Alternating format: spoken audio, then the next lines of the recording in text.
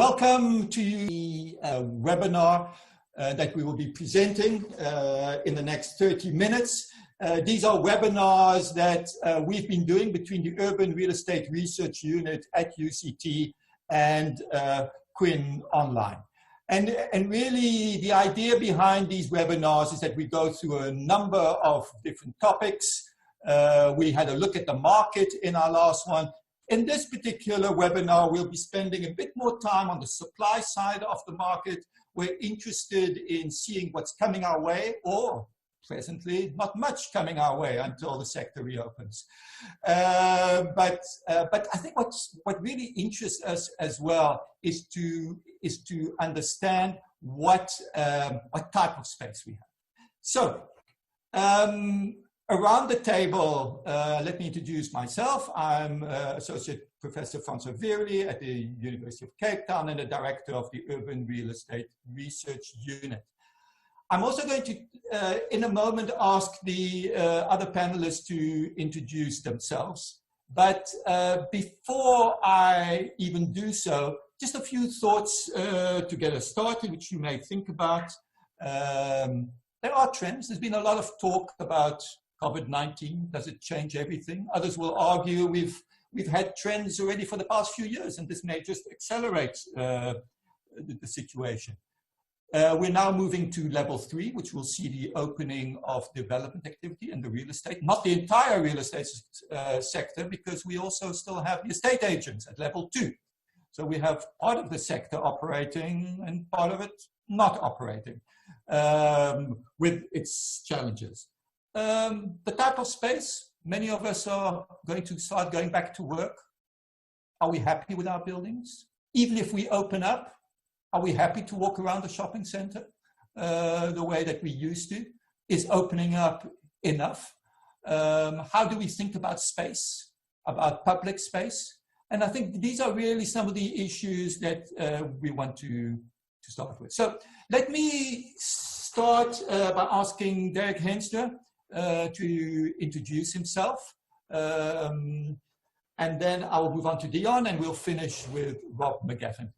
Derek? Good afternoon, everyone. I'm Derek Henstra. I'm an architect. I head up a practice called DHK. We work nationally. We have an office in Cape Town and in Johannesburg. And we are predominantly architects and urban designers, urban planners.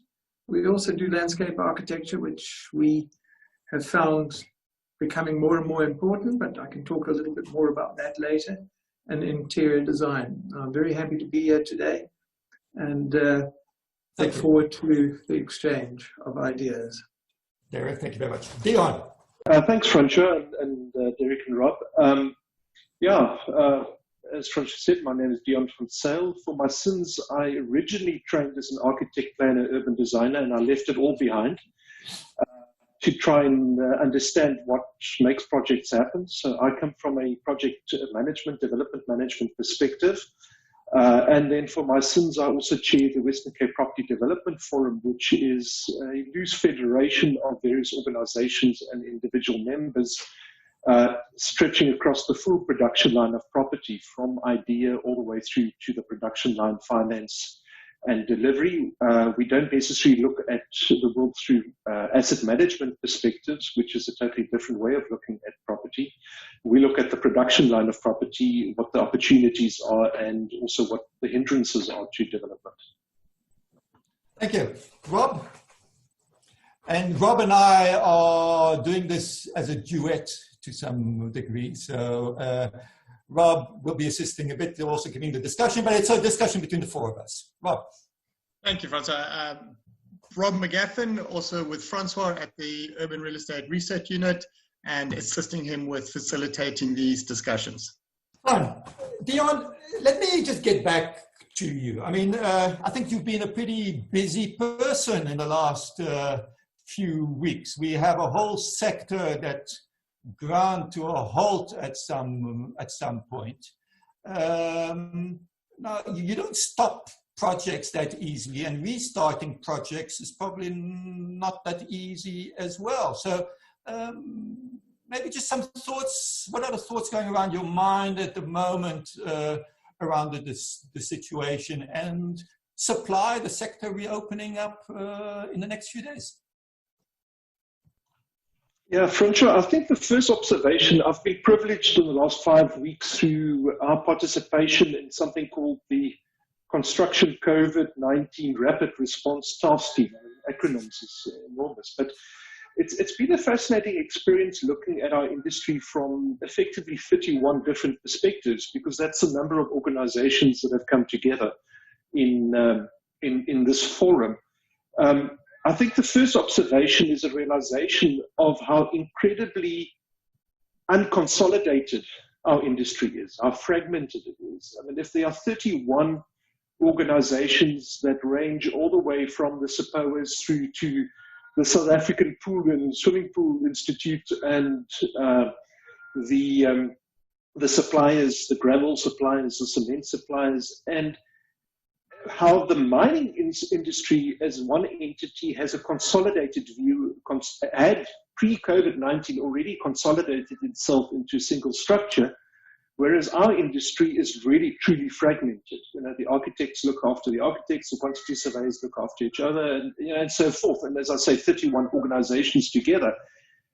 The penny that's dropped with me is engaging politically is the realization that very, very few people have any understanding of the actual production line of property. People see cranes and labor on site and they think that's property development. And they tend to forget that that is the last 15–20% of the production line of property is when a project hits the site. So your question is, what's happened in the last 5 weeks? We don't just start and stop projects. The reality is the construction side has stopped, but the planning processes have continued. And I've been fascinated to see how different sectors of government have also responded. For example, the NHBRC is closed. Why? Because they've decided that individual properties or individual residential opportunities are only allowed under Section 2 or Level 2, and therefore they might as well be closed. The Deeds Office closed, and after an instruction from national government to open up, they're still not open. You know, all the way through to the Surveyor General's office, and then you start looking at local authorities and their response to the production line of property.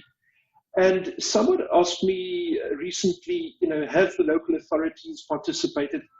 And my response was, those local authorities that were open for business pre-COVID are still open in COVID. And those that were closed pre-COVID are still closed under COVID. And that speaks to the culture, the management culture of government at various spheres and levels. And then the last observation, before we actually talk about property projects per se, is I've been shocked to understand or to realize, I've always known this, but I've never realized it as pertinently as at the moment, is the differentiation between public and private sector projects.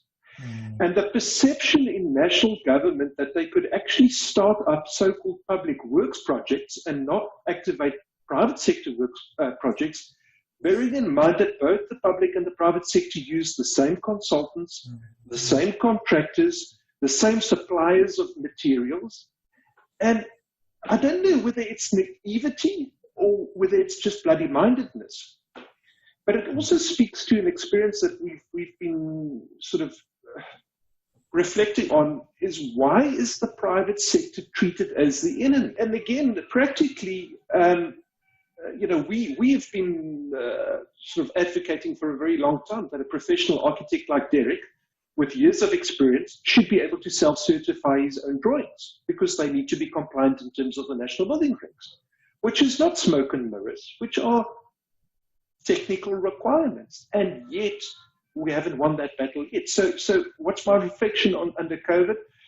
I think the private sector is trying to continue, is trying to drive those projects that still remain reasonably feasible. But the production line in times of crisis that should open up, you know, the deregulation, the facilitation of potential investment, that does not seem to have taken place. Deon, I think you're raising an important point here, and that is, you know, we've got this value chain. If you're going to open up the value chain of the sector, you open it completely. You can't have bits and pieces functioning and others not.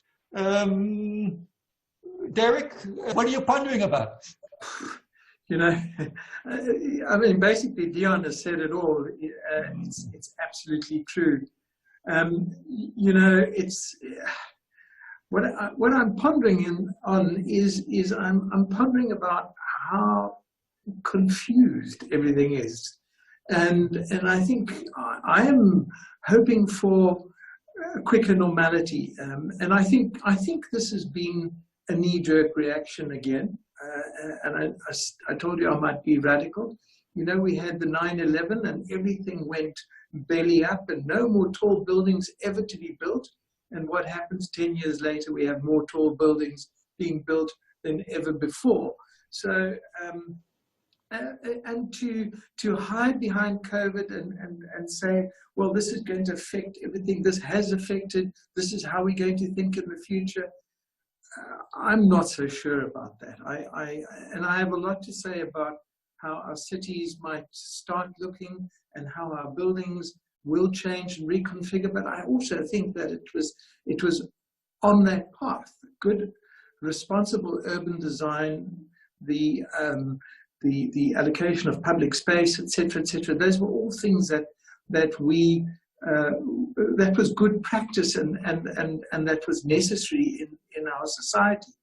Of course, what this COVID thing has done is it's speeded things up, and it's created an awareness of public space. It's created an awareness of more about architecture. About people are more in touch with buildings, workspace. A lot of people just don't have a clue about how a building should work, but all of a sudden they've all been part of a dialogue about social distancing, working far apart from each other, etc., etc. So they're beginning to ask those questions, which for an architect and an urban designer is great, because you can start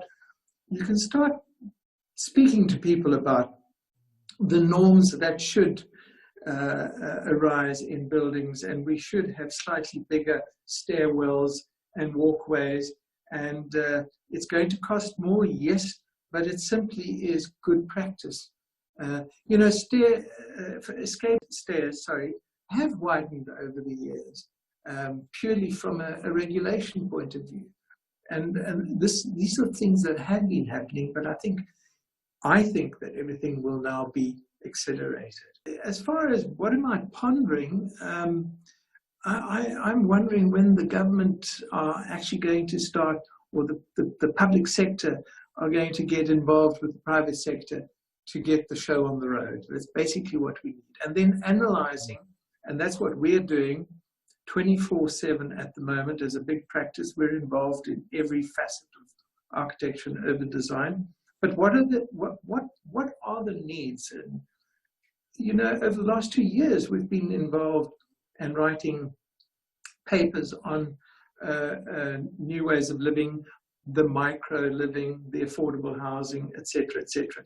So I think that healthcare and education, that is where we believe the demand lies, and that would be the immediate sort of kickstart of everything. I think that's an interesting point there, Derek, because I mean, we can talk about that. But I've certainly seen a report from the Urban Land Institute in the United States looking at the sectors where people are focusing on. And of the first 10 sectors that people are focusing on, developers and investors, 7 of them are residential. And exactly, I suppose the point that you're making there is this game going to look much more at residential public sector facilities, schools, hospitals, than necessarily the sort of traditional sectors that we have been looking at, which in South Africa, the darling has been the shopping center and the office. Anyway, so Rob, is there something that you would like to add in at this point? Thanks, François. Yeah, I thought I'd just like to carry on that conversation with Derek a little bit. And I'm always interested to see how these things impact across the different scales. So what sort of design changes you're sort of seeing at a city scale, perhaps more neighborhood precinct type of scale, and then maybe right down to the building room type of scale, if I can put it like that. Do you have any ideas of what changes will occur at those three different scales? Rob, it's my favorite subject at the moment. I'm very big on city scale. I think that a lot of good things have been happening at city scale, and in many cities, Bogota, Barcelona, Athens, a lot of, and there's this wonderful saying, shared street space, or sharing the street space, which is a mindset. It's a change in thinking that the street is not actually only for the cars anymore, but it actually also belongs to people on bicycles and pedestrians, etc. And sometimes I think of my own little neighborhood. We seem to have these streets where you sit in your driveway and you have a little braai and you talk to your neighbor across, but we're beginning to encroach on our pavements. Now, I live in the southern suburbs of Cape Town, and we would never have done this in the past. You sit in your garden, you sit away from people. Now you're trying to interact with people and you're using public space. That's just a digression. The whole, what this is beginning to teach us, and what we have been talking about for a long time, and I'll use Cape Town as an example because it's already happening in our Johannesburg suburbs, that decentralization is the right thing. That we have to start thinking about neighborhoods more and more self-sufficient neighborhoods that look after themselves in terms of work environments, shopping, and things like healthcare and education, etc., etc. I love this other saying in Paris. They're trying to make Paris a 15-minute city, and I think that is what we should all be striving for. That what we need is, and we Dutch know how to talk about bicycles, is cyclable or walkable and less car affected. So little convenience shopping centers, people saying that retail is dead. Yes, large retail, regional centers, etc., etc. I think they are going to be very challenged.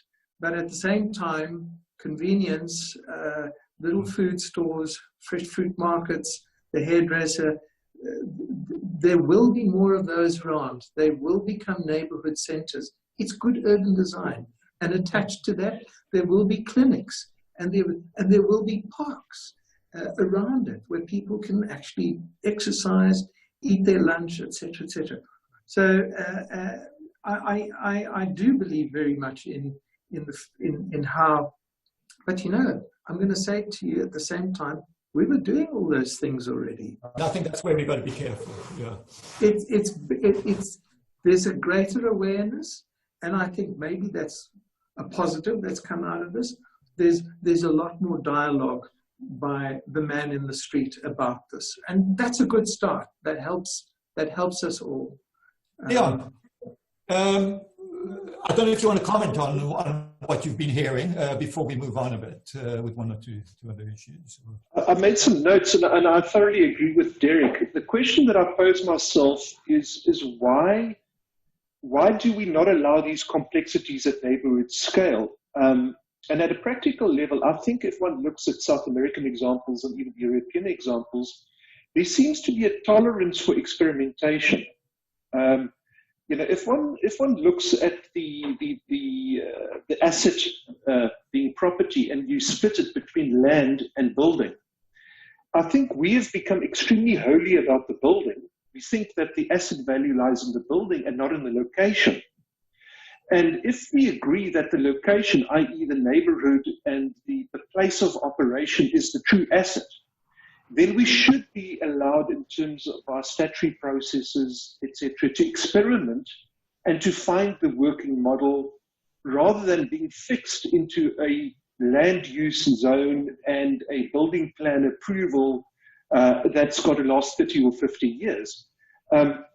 So maybe a question is how do we turn the debate on the building to that of commodity and the ability to change the building as we find our balance? Because my experience, and having gone through the academic training of urban design myself, we were taught to idealize the perfect environment, but never to find out the process of achieving the perfect environment. And we're sitting with a very conservative finance industry that wants to follow a formula. I mean, the reason why we see the proliferation of shopping centers is because the banks loved it. They understood the formula and they could repeat it. Versus how do we create an environment where we de-risk the process of experimentation so that we can play with these complexities in neighborhood scale. I was privileged to live in Brazil for a year, a little town west of Sao Paulo, and what fascinated me, if you would walk down the street, anybody with a spare garage ended up with a little business. It was either a printing shop or a little pub or whatever, and it was suburbia in terms of its neighborhood format, but people were working their assets in an experimental way. And once they found something that worked, they would stick to it until it didn't work. But it wasn't regulated. It wasn't prevented through a zoning scheme or an overzealous urban designer at city scale or official hammering you with a rule book. So somehow this crisis time needs to be the start of let's be less precious about rules and regulations and let's facilitate experimentation. And of course, whether one can finance experimentation is a totally separate debate, but I think we need that experimentation. But I think you're raising an interesting point, and maybe Derek and then Deon, we'll get back to you about how we get the sector going again. But I mean, I've always taken the following, that, and I think you're quite right, it's been largely about the bricks and mortar and the property. And I suppose I always take a view, when I go to a hotel, my mind doesn't say I'm renting 30 square meters for 2 nights, right? I'm buying into an experience, and I'll be paying a certain rate whether I'm at one. And I suppose that experience goes beyond the actual building. I'll go to a certain part of town because at a hotel, because the experience that I will get there and what I will have. And I have sometimes wondered whether, and I suppose the WeWorks of this world and others have been going in that direction, whether we are entering a world where property companies are going to start looking more like hotel companies than what we are maybe used to, and where they will locate and the experience around the building. I think if that's what you're getting at, Deon, I mean, I think, Derek, do you want to add anything to that? Yeah, the new demand for, let's say, not just hotels, we do hotels, but affordable housing. I personally don't believe that they're going to get bigger, these micro units. It's just simply a question of affordability. And but what I do believe, the guys who are developing and selling micro units, the ones who have created all the additional elements such as collaborative workspace and places where you can cook and socialize and exercise, and even some in-house retail facilities. If you're going to sit in a 25 or a 30 square meter box, you need to be able to get away, and especially if you want to work from home, and be able to go downstairs and get yourself into a co-living sort of workspace, then it's or go up onto the roof and go and have a coffee. Those are the people, the whole package, the whole offering by developers are going to have to become more attractive, be made more attractive. And the ones who create beautiful public spaces that can be used for exercising and recreation, etc., those are the ones that will win and will will have that differentiation. As a friend of mine said the other day, he bought a flat in the US and he's been there for 4 months. He's never used the kitchen. He said they could have done away with the kitchen and given me more other space. because that's not what I use my space for. If I want to eat, I'll do it downstairs or somewhere else. We're beginning to design units without kitchens. This is a fact. Absolutely. Good storage for your bicycles and for your sporting equipment, etc., etc. And hotels, exactly the same. I think it'll be interesting to ask households after the lockdown how they would have reconfigured their house if they had had a chance, what worked for them in their flat or what they would have done. I think it'll be quite an interesting thing to actually figure out how would you have reconfigured your house during the lockdown. It's been fascinating just talking to all our people. We have about 90 people all over. There's one on a farm in Welkom. There's a chap in Agulhas. There are people in the city, and just to see how they're adjusting and how they're adapting their environments, their very squashed environments, into workspaces, and often sharing 30 square meters with another body, another human being who also has to work. Very interesting what comes out of it. You know, people become very inventive with screens and with sound equipment and the likes. So, you know, I just find people are incredibly adaptive, and that's what's happening now. But I think, Derek, you're making a very interesting point, which you started with as well, and that is that we're probably thinking a lot more about our space than we maybe have done. And I think that's quite right. And I think Deon's your view as well about how we think of real estate. I think that today that there's a new cognizance of the space we live in, how it's allocated, how our public space looks like. And I think that may well make us think a bit differently. Now, before we move on reopening up the sector a bit, what we need to do, Rob, do you want to add anything just on the theme that we've been dealing with? François, just two things. Well, one to pick up on Deon's point and Derek's point to a degree in terms of the decentralized nodes, is that the reason why we had large-scale shopping centers, etc., in the past is because it was one of the few financial models that worked from a retail perspective when you had low densities, which obviously South African cities have been characterized by. And I think we are moving to a higher density type of city, and it has been happening before COVID, and I think it'll happen even more. And I suspect COVID is actually teaching us and raising the consciousness of what it means to live in a higher density type of city and space. But I think there's some lessons to be learned as to how we actually go about doing that. But once you move on, François, as well, I'd like to also get Deon just to think about it in the interim of how he sees the construction process happening or changing. In other words, will a construction site look the same in a few months' time than it did at the end of 2019? But just something to think about, and then we can come back to that point.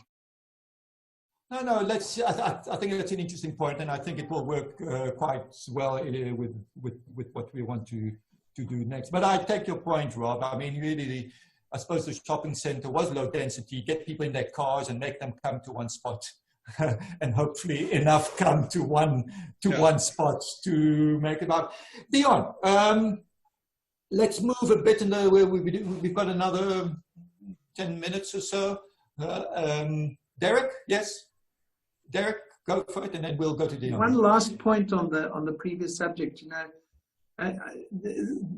we keep talking about the awareness that has now been heightened and raised, and you know, if you look, public space, people have actually realized that it's important from a physical and a mental health, well-being. The simple pleasures like going for walks and exploring your neighborhood and finding the latest trails and dusting off those bicycles, etc., etc. That's all been part of this agenda or this dialogue, and so quite heartened by it. I want to jump in on that topic.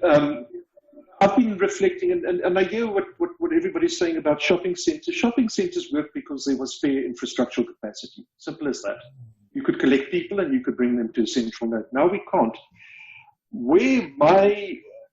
What makes me very excited, and Derek, you refer to it now in terms of the spread of your office effectively across the country.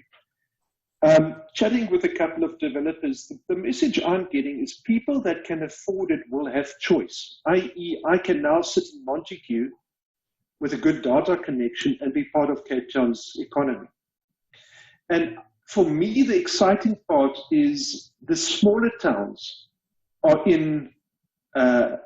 they're in the running again now. Those places that have proven urban quality, lifestyle, choice.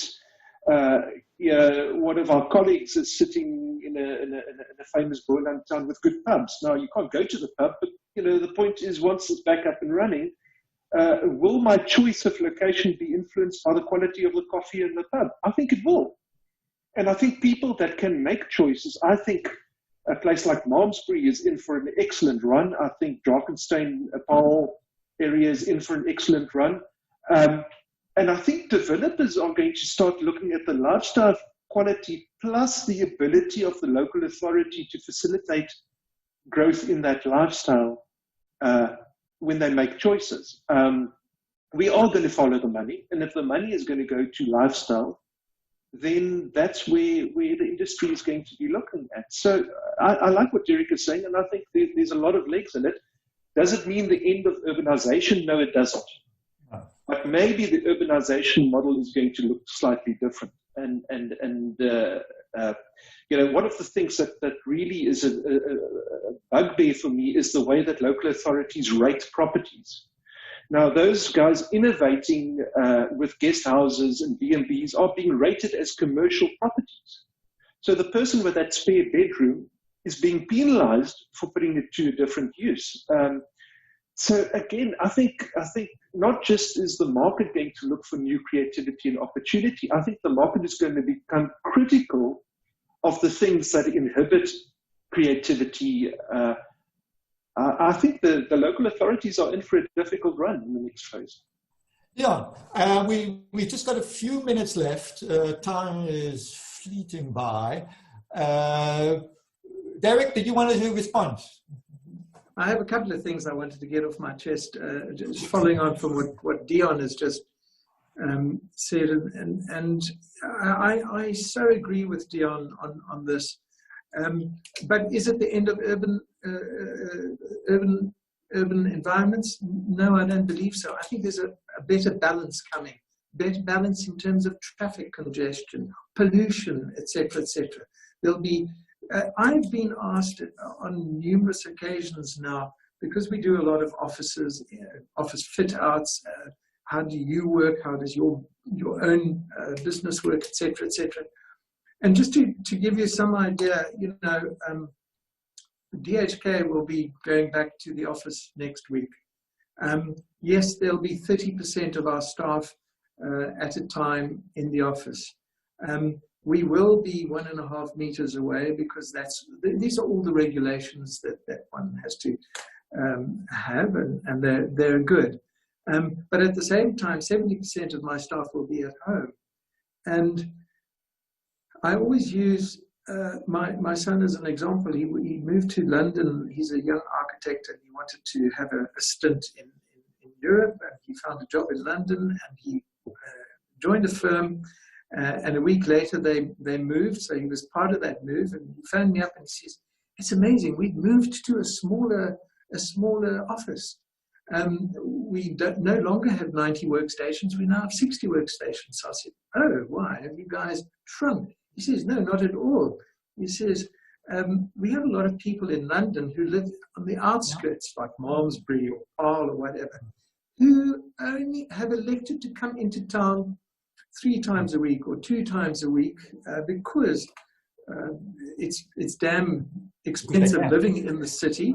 It's also expensive commuting, and so they've found. So you're beginning to organize, or they're beginning to organize their lives differently. They have a plug-in system. You work for 2 days and then take your packages, do your meetings, and then off you go. I do not believe for 1 minute, and that's another controversial thing, that we will become a total sort of Zoom society or a VC. It's impossible. You have to have FaceTime. Human beings are social animals. You do communicate better. When an architect, for example, presents an urban design project or a building or an interior, you measure the emotion of your audience. You can't do that over Zoom. Deon, and I think we'll probably wrap up on this. This is a sector, the development sector is reopening. Is everyone going back? Are we seeing certain developments that are maybe because of the changing economic environment and others it just won't happen? Small developers, how have they got through this? Maybe just a sense of how do we get this supply back on the go? And then just for the question of time, how do we get these projects off the ground quickly? As an economist, my priority at the moment is how do we get the economy going? How do we get employment? And I think throughout the world, one view on that is get the shovel-ready projects that are in the pipeline, get them through the pipeline, get them started. Countries around the world, cities have even said, let's go and build the parks, clean the parks. Let's work a bit on, and even if some of them are also on sustainability projects, let's just get people employed and let's get the economy going. There are a lot of unskilled, semi-skilled people involved. How do we get the projects that could have failed back on the off the ground and the new projects that we need to have? How? So really, and I'm going to have to keep it unfortunately fairly short from a time perspective, but what are your reflections on that? And maybe Derek, you could also come in on some of the projects you're working on at the moment. Will they all be still on the go, or are we in a very, very different environment? Deon, let me start with you then.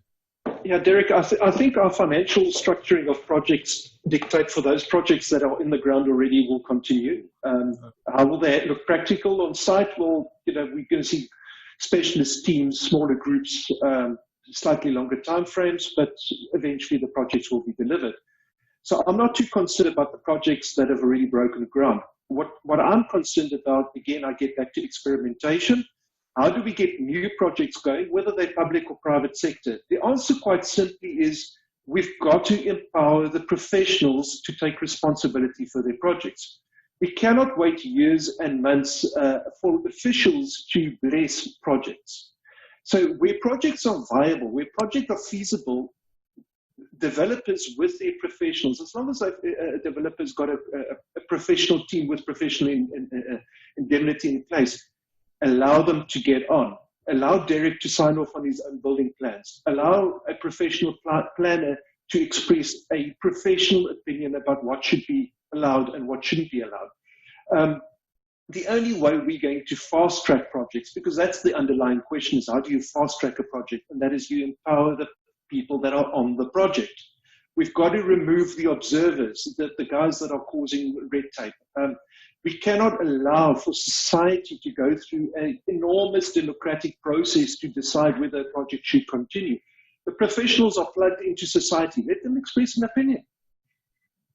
Right. And let's again, I bring my head as the economist, let's get these projects going. But and I take very much for what you're saying. There are professionals involved, and this must be, I don't know if this is music to your ears, Derek, but maybe you'd like to comment on this. Is it some, look, I suppose not being a planner myself, I can imagine that you have some certain very large, complicated projects that are big urban interventions that may need some attention, but I think there are a lot of projects that maybe don't, but I mean, that's maybe the economist talking. Eric? Yeah, most of the big ones that we have on site are raring to go, and will be going as from next Monday. We have one big one, I won't mention which one, which is going to stop, and that's not good. I think that, and just commenting on this approval process, of course, that is the biggest bugbear, and that is a killer of all developments from an economic point of view, because the periods that it takes for you to approve developments and buildings, etc., is just not doable anymore. Something has to happen there, and I think things are going to happen. We hear all sorts of good noises. I think we are seeing, as what we could have predicted, that this COVID pandemic has caused a lot of shock, shell-shocked people, shell-shocked developers, and people's kind of freeze, But I've also seen it in the past at bad times, and I've read a lot about pandemics. And, life goes on. COVID is not going to be around. This is not the end of the world.